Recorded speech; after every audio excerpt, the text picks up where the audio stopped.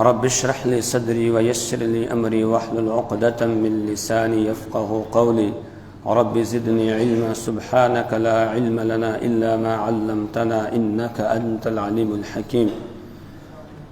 أعوذ بالله من الشيطان الرجيم. بسم الله الرحمن الرحيم. وإن جنحوا للسلم فاجنح لها وتوكل على الله إنه هو السميع العليم. وإن يريدوا أن يخدعوك فإن حسبك الله هو الذي أيدك بنصره وبالمؤمنين. صدق الله العظيم. سورۃ الانفال کی آیت نمبر 60 تک ہم پڑھ چکے ہیں. آج آیت نمبر 61 سے درس ہو رہا ہے. پچھلے درس میں ہم یہ پڑھ کر آئے کہ غزوہ بدر میں یہ پڑھتے آئے ہیں کہ مسلمانوں کی تعداد بھی کم تھی اور وسائل کے اعتبار سے بھی ان کے پاس کوئی زیادہ وسائل نہیں تھے، ساز و سامان نہیں تھا، لیکن اس کے باوجود پروردگار نے مدد کی اور ایمان والوں کو غالب کر دیا.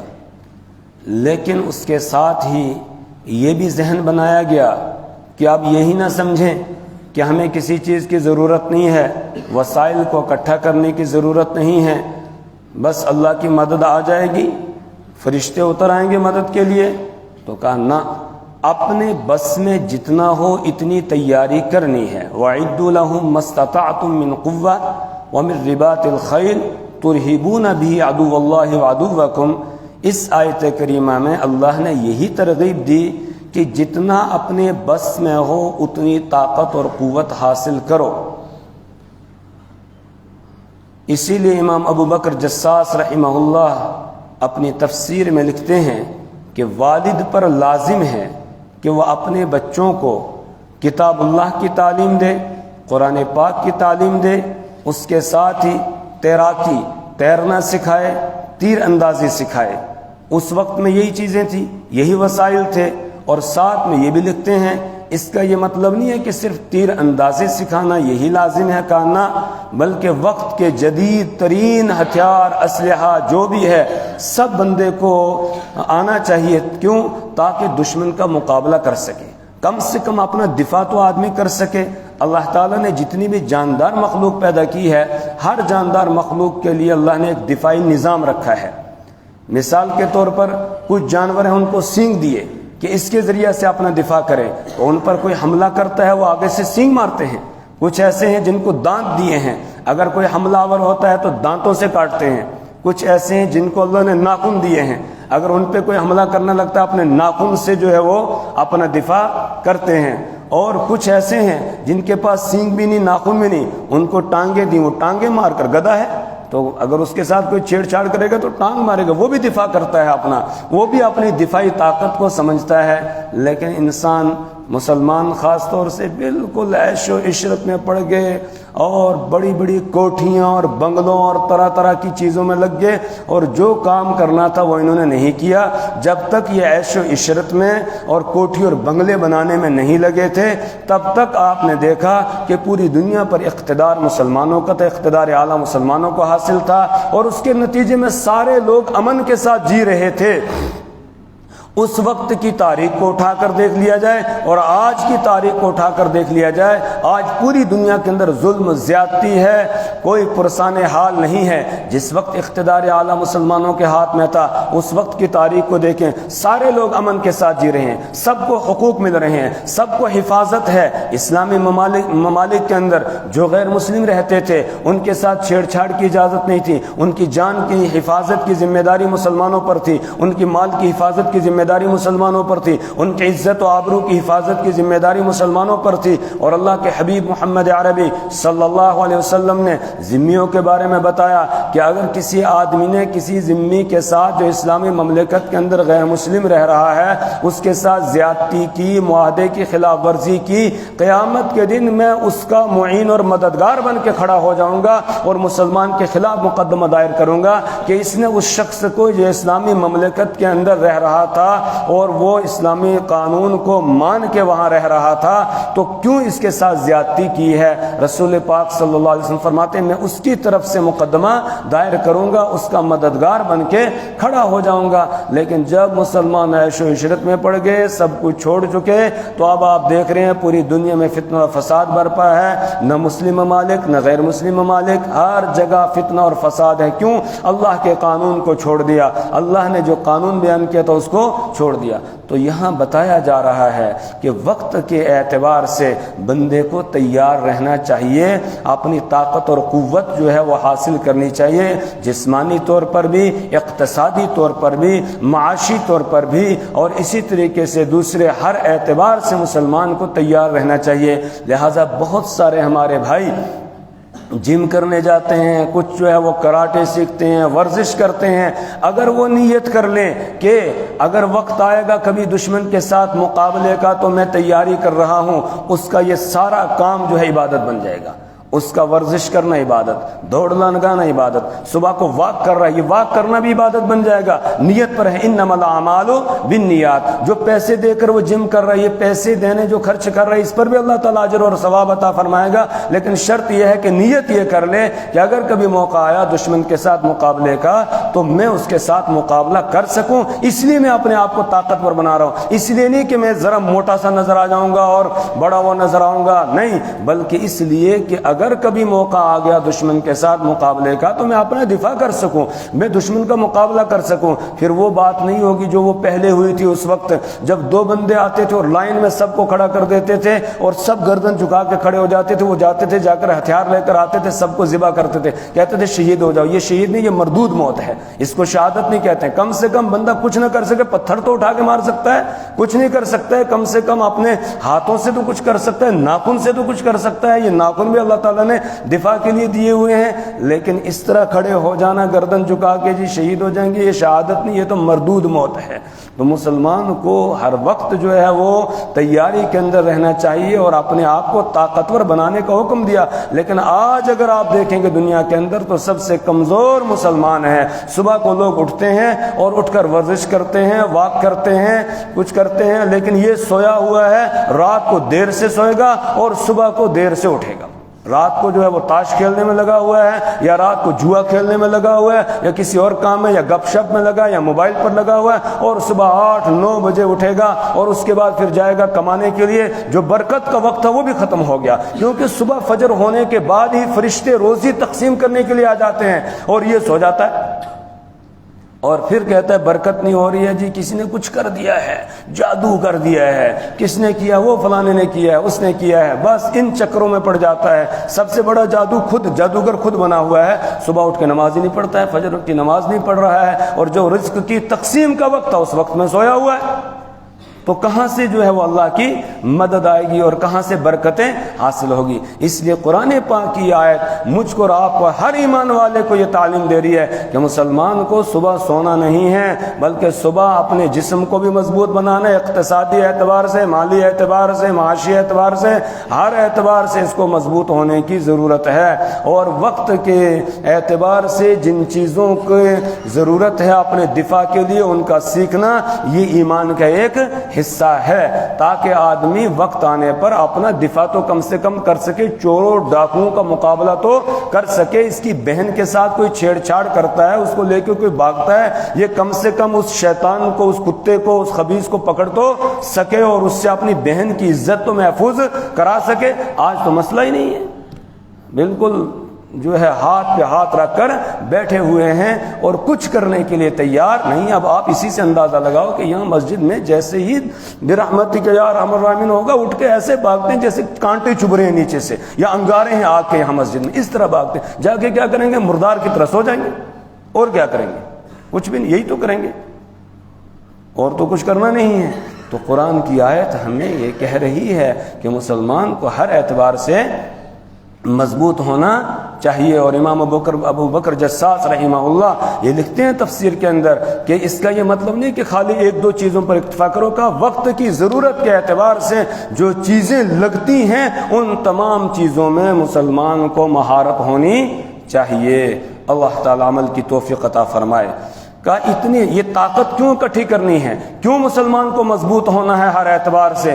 اس لیے کہ یہ دنیا میں جو ہے وہ لوگوں کو قتل کرے مارے؟ کہا نہیں، اس لیے نہیں ہے، بلکہ صرف اس لیے ترہبون بہ عدو اللہ وعدوکم، تاکہ تم ڈر پیدا کر دو۔ جو ظالم ہے، جو بدمعاش قسم کے لوگ ہیں، گنڈے قسم کے لوگ ہیں، ڈاکو ہیں، چور ہیں، وہ ڈر جائیں کہ اگر ہم کچھ کریں گے تو آگے سے پھر ہمیں مقابلہ آرائی کی جائے گی ہمارے ساتھ، تو وہ دب جائیں اور وہ فتنہ اور فساد برپا نہ کریں۔ ڈرانا مقصود ہے، ختم کرنا، مارنا، خون ریزی کرنا یہ مقصد نہیں ہے۔ یہی وجہ آگے بیان کی جا رہی ہے، تم اپنے اعتبار سے مضبوط ہو جاؤ۔ مضبوط ہونے کے بعد وَإِن جَنَحُوا لِلسَّلْمِ وَإِن جَنَحُوا لِلسَّلْمِ، کتنا مضبوط ہونا ہے؟ کہا یہاں تک کہ دشمن ظالم جو دنیا میں فتنہ اور فساد برپا کرنے والے گنڈے بدماش، وہ سب کے سب صلح کرنے کے لیے تیار ہو جائیں۔ اتنی طاقت اپنی بناؤ کہ وہ صلح کرنے کے لیے تیار ہو جائیں، اور ادھر سے صلح کی پیشکش کرنے کی اجازت نہیں ہے۔ کیوں؟ ادھر سے کہا صلح کی پیشکش کرو گے تو بدماش گنڈے یہ سمجھ لیں گے کہ یہ ڈر گئے ہیں، اور پھر گنڈا گردی اور زیادہ تیز ہو جائے گی، پھر بدماشی اور زیادہ بڑھ جائے گی، تو ادھر سے صلح نہیں کرنی ہے۔ ہاں اگر وہ صلح کے لیے تیار ہو جائیں تو کہا پھر تم بھی صلح کر لو۔ کیوں؟ اس لیے کہ مقصد لوگوں کو مارنا نہیں ہے، مقصد ہے صرف خوف پیدا کر دینا، ڈر پیدا کر دینا۔ وَإِن جَنَحُوا لِلسَّلْمِ، اور اگر وہ مائل ہو جائیں لِلسَّلْمِ، صلح کے لیے، فَاجْنَحْ لَهَا، تو آپ بھی اس کے لیے مائل ہو جائیے، یعنی صلح کرنے کے لہا، یہ ہا ضمیر لوٹ گیا سلم کی طرف، اور سلم مذکر اور مؤنث دونوں طرح استعمال ہوتا ہے۔ تو وَإِن جَنَحُوا لِلسَّلْمِ، اور اگر وہ مائل ہو جائیں لِلسَّلْمِ، صلح کی طرف، صلح کے لیے، فَاجْنَحْ لَهَا، تو آپ بھی صلح کے لیے مائل ہو جائیے، وَتَوَكَّلْ عَلَى اللَّهِ، اور اللہ پر بھروسہ کیجئے۔ اب کوئی یہ کہے کہ جو اس وقت یہ صلح کر رہے ہیں شاید اس لیے کر رہے ہیں کہ بعد میں جا کے چپ کے تیاری کریں گے اور پھر حملہ کریں گے۔ کہا نہیں، جب انہوں نے صلح کی پیشکش کر دی، اب تمہیں یہ جو اس طرح کے خیالات ہیں ان کو اپنے ذہن میں نہیں آنے دینا ہے۔ اللہ کہہ رہا ہے تم بھی صلح کر لو، اور وتوکل علی اللہ، اللہ پر کیا کرو؟ بھروسہ کر لو۔ صلح ہو گئی، اس کے بعد اللہ پر بھروسہ کر لو۔ لیکن بھروسہ کرنے کا یہ بھی مطلب نہیں ہے کہ پھر دروازہ بند کر کے جا کے بیڈ پہ سو جاؤ، نہیں، بلکہ ہوشیار رہنا ہے، نظر رکھنی ہے کہ دشمن کیا کر رہا ہے۔ رسول پاک صلی اللہ علیہ وسلم کے ساتھ مکہ والوں کی صلح ہو گئی، صلح حدیبیہ کے موقع پر انہوں نے صلح کی پیشکش کی، آپ نے بھی صلح کر لی۔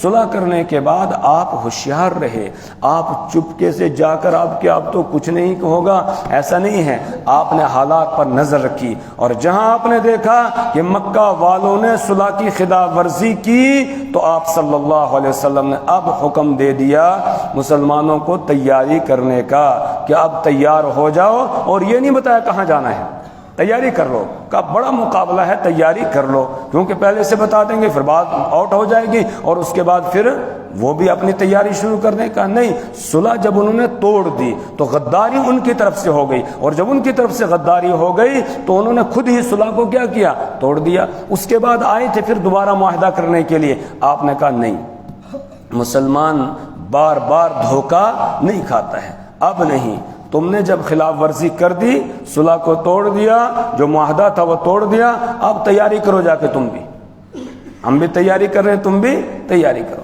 پھر 10,000 کا لشکر جرار لے کر آپ پہنچتے ہیں اور مکہ فتح ہو جاتا ہے۔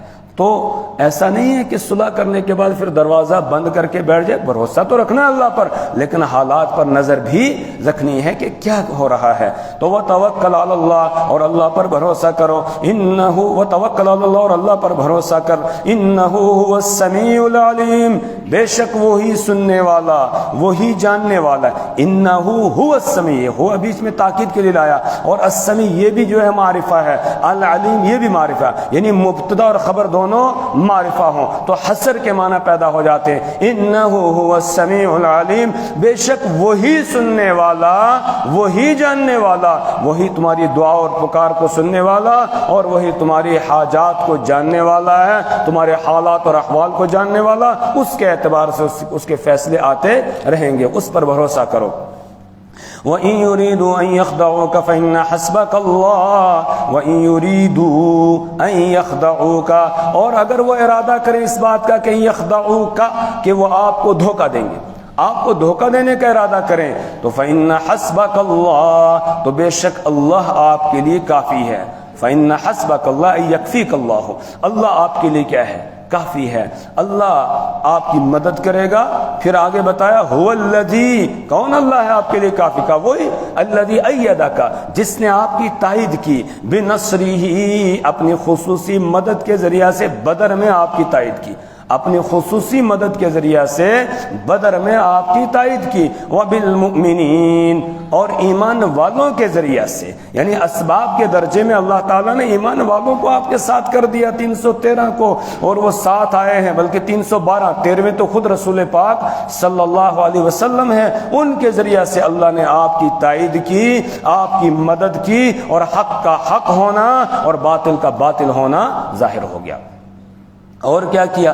وَأَلَّفَ بَيْنَ قُلُوبِهِمْ، اور اللہ تعالیٰ نے ان کے دلوں میں الفت پیدا کر دی، اللہ نے ان کے دلوں میں محبت ڈال دی۔ اوس اور خزرج یہ دو قبیلے تھے انصار کے مدینہ منورہ میں، ان کی آپس میں بڑی جنگیں رہتی تھی، لڑتے رہتے تھے، اور یہودی بدماش ہتھیار تیار کرتے تھے اور اوس کو بھی بیچتے تھے، خزرج کو بھی بیچتے تھے، اور ان کو آپس میں لڑاتے رہتے تھے اور ان پر حکومت کرتے تھے۔ یہی ان کا کام ہے، آج بھی دنیا میں یہی کر رہے ہیں، لیکن مسلمان سمجھنے کے لیے تیار نہیں ہے۔ آج مسلمان ممالک آپس میں ایک دوسرے کے ساتھ جنگ پر تیار ہیں، اور وہ دونوں کو ہتھیار بیچتے، دونوں سے فائدہ حاصل کرتے ہیں اور لڑاتے ہیں، اور اپنے طور پر پھر مذاق بھی اڑاتے ہیں، لیکن مسلمان سمجھنے کے لیے تیار نہیں ہے۔ یہی وہ کرتے تھے انصار مدینہ یعنی اوس اور خزرج کے ساتھ اسلام کے سائے میں آنے سے پہلے، اور ان کی آپس میں دشمنیاں ہوتی تھی۔ ایک جنگ ہے جس کا نام ہے حرب بواس، 120 سال تک یہ جنگ چلی ہے۔ ایک جنگ ہے حرب بسوس، 40 سال سے زائد عرصے تک یہ جنگ چلتی رہی۔